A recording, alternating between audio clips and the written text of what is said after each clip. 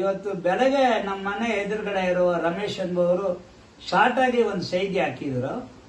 MLA ಬಂದು assembly, MP ಬಂದು parliament, councillors ಬಂದು ಇದು ಕಾರ್ಪೊರೇಷನ್ಗೆ ಎಂದು. ಅದು ದೊಡ್ಡ ಸಬ್ಜೆಕ್ಟ್. ನಾನು MA ಪೊಲಿಟಿಕಲ್ ಸೈನ್ಸ್ ಕಂಪ್ಲೀಟ್ ಮಾಡಿದವನು. ಅದೇ ಅವ್ರ ಪಾಯಿಂಟ್ ಇಂದ ಬರ್ತೀನಿ. ಕೌನ್ಸಿಲರ್ಸ್ ಅಲ್ಲಿ ಚೀಪ್ ಆಗಿ ಮೇಯರ್, ಡೆಪ್ಟಿ ಮೇಯರ್ ಅನ್ನು ಬರ್ತಾರೆ. ಅದು ಸಿಟಿಗೆ, ಅದು ವಿಲೇಜ್ ಲಿಮಿಟ್ಗೆ ಬರೋಲ್ಲ. ಸಿಟಿಗೆ ಮಾತ್ರ, ಬ್ಯಾಂಗ್ಳೂರ್ ಸಿಟಿ, ಚೆನ್ನೈ ಸಿಟಿ ಅಂತ ಹೋದ್ರೆ ಮೇಯರ್ ಬರ್ತಾರೆ. MLAಗಳಿಗೆ ಚೀಫ್ ಮಿನಿಸ್ಟ್ರು, ಡೆಪ್ಟಿ CM ಹಂಗಾಗ್ತಾರೆ. MLA ಅಸೆಂಬ್ಲಿಗೆ ಬರುತ್ತೆ.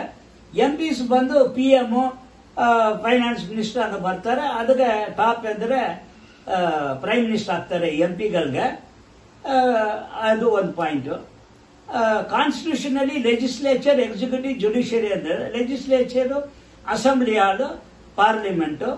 ಎಕ್ಸಿಕ್ಯೂಟಿವ್ ಬಂದು ಕೆಲವರು ಹೇಳ್ತಾರೆ ಕ್ಯಾಬಿನೆಟ್ ಅನ್ನೋದ್ರೆ ಮಿನಿಸ್ಟರ್ಸ್, ಕೆಲವರು ಕ್ಲಿಯರ್ ಆಗಿ ಹೇಳ್ತಾರೆ ಗವರ್ನರು ಎಕ್ಸಿಕ್ಯೂಟಿವ್ ಅಲ್ಲಿ ಬರ್ತಾರೆ ಎಂದು.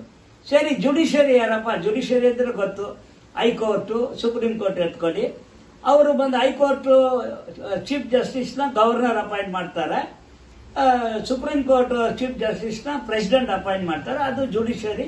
ಲಾ governing body, law making body legislature, law protecting executive ಅಂದ್ರೆ ಗೊತ್ತು, law making body legislature, execute ಮಾಡೋದು ಎಕ್ಸಿಕ್ಯೂಟಿವ್, ಅದನ್ನ ಪ್ರೊಟೆಕ್ಟ್ ಮಾಡೋದು ಇನ್ ಶಾರ್ಟ್ ಲಾ ಗವರ್ನಿಂಗ್ ಅಂತ ಇಟ್ಕೊಳ್ಳಿ. ಬಾಡಿ ಬಂದು ಇದು ಜುಡಿಷಿಯರಿ.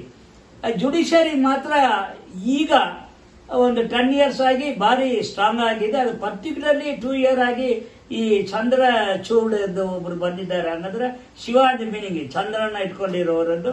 ಅವ್ರು ಚೀಫ್ ಜಸ್ಟಿಸ್ ಆಗಿ ಬಂದ್ರ ಮೇಲೆ ಜುಡಿಷಿಯಲ್ ಸಿಸ್ಟಮ್ ಭಾರಿ ಸ್ಟ್ರಿಕ್ಟ್ ಆಗಿದೆ. ಇದು MPಸ್ಗೆ ಅವ್ರಿಗೆ ಯಾರಿಗೂ ಕಂಟ್ರೋಲ್ ಇಲ್ಲದೆ ನ್ಯಾಯವಾಗಿ ಇರೋದು ಜುಡಿಷಿಯರಿ ಅಂತ ಕಾಣುತ್ತೆ. ಹಂಗ ಪ್ರೆಸಿಡೆಂಟ್ಗೆ ಎನಾರ್ಮಸ್ ಪವರ್ ಇದೆ. ಅದು ಅವ್ರು ಯೂಸ್ ಮಾಡ್ತಾರ ಇಲ್ವಾ ಅದು ಜನರು ಹೇಳ್ಬೇಕು. ಇದರಲ್ಲಿ ಕನ್ಫ್ಯೂಷನ್ ಪಾಯಿಂಟ್ಗಳು ಜಾಸ್ತಿ ಇದೆ. ಅದು ನಿಮ್ಗೆ ಹೇಳ್ತಾ ಇದ್ರೆ ನಿಮ್ಗೆ ಕನ್ಫ್ಯೂಷನ್, ಎಲ್ಲರಿಗೂ ಕನ್ಫ್ಯೂಷನ್. ಪಂಚಾಯತ್ ಎಲೆಕ್ಷನ್ ಇದೆ. ಆಮೇಲೆ 2 MLC, MLA, MP ಲೋಕಸಭಾ, ಇದು ಅಪ್ಪರ್ ಹೌಸ್, ಲೋವರ್ ಹೌಸ್, ಹಂಗಲ್ಲ. ಅದೆಲ್ಲ ಟೋಟಲ್ ಕನ್ಫ್ಯೂಷನ್. ಅದು ದೊಡ್ಡ ಸಬ್ಜೆಕ್ಟ್, 1 hour ಮಾತಾಡ್ಬೇಕಾದ್ರೆ ಅದು ಒಳಗೆ ತಲೆ ಹಾಕ್ಸ್ಕೊಳ್ಬೇಡಿ. ಈಗ ಫೈನಾನ್ಸ್ ಮಿನಿಸ್ಟರ್ ಇದ್ದಾರೆ, ನಿರ್ಮಲಾ ಸೀತಾರಾಮನ್ ಎಂದು. ಯಾವ ಕಾನ್ಸ್ಟಿಟ್ಯೂಷನ್ ಅಲ್ಲಿನೋ MP ಎಲೆಕ್ಷನ್ಗೆ ನಿಂತು ಅವ್ರು ಗೆದ್ದವರಲ್ಲ, ಫೈನಾನ್ಸ್ ಮಿನಿಸ್ಟರ್ ಆಗಿದ್ದಾರೆ. ಈ ಸತಿನ ಅವರು ಎಲ್ಲೋ ಎಲೆಕ್ಷನ್ ಇಲ್ಲಲ್ಲ. ಹೆಂಗಪ್ಪ ಫೈನಾನ್ಸ್ ಮಿನಿಸ್ಟರ್? ಇದೆಲ್ಲ ಎಕ್ಸ್ಪ್ಲನೇಷನ್ ತುಂಬಾ ಟೈಮ್ ಆಗತ್ತೆ. ಆಮೇಲೆ ಪ್ರೆಸಿಡೆಂಟ್ಗೆ ನಾವು ಯಾರು ವೋಟ್ ಹಾಕೋದೇ ಇಲ್ಲ.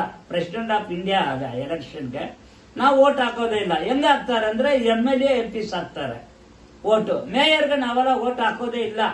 ಅದು ಚೆನ್ನೈಯಲ್ಲಿನ ಎಲ್ಲೋ ತಗೊಂಡ್ ಬಂದ್ರು, ಮೇಯರ್ಗೂ ವೋಟ್ ಆಗೋ ತರಾಗಿ. ಇಲ್ಲಿ ಮೋಸ್ಟ್ಲಿ ಕೌನ್ಸಿಲರ್ಸ್ ವೋಟ್ ಹಾಕಿ ಮಾಡ್ಕೊಳ್ತಾರೆ. ಹಂಗೆ ಗವರ್ನರ್ಗೆ ನಾವು ವೋಟ್ ಹಾಕೋದೇ ಇಲ್ಲ. ಹಂಗಾದ್ರೆ ವಾಸ್ಟ್ ಆಗಿ ಸಬ್ಜೆಕ್ಟ್ ಹೋಗ್ತಾ ಇರ್ತಾರೆ. In short legislature, executive, judiciary 3 ಇದೆ. ಅದೇ ಅವ್ರು ಹೇಳಿದ ಸಿಂಪಲ್ ಆಗಿ ಅರ್ಥ ಮಾಡ್ಕೊಳ್ಳೋದಕ್ಕೆ ಕೌನ್ಸಿಲರ್, MLA, MP ಇದ್ದಾರೆ.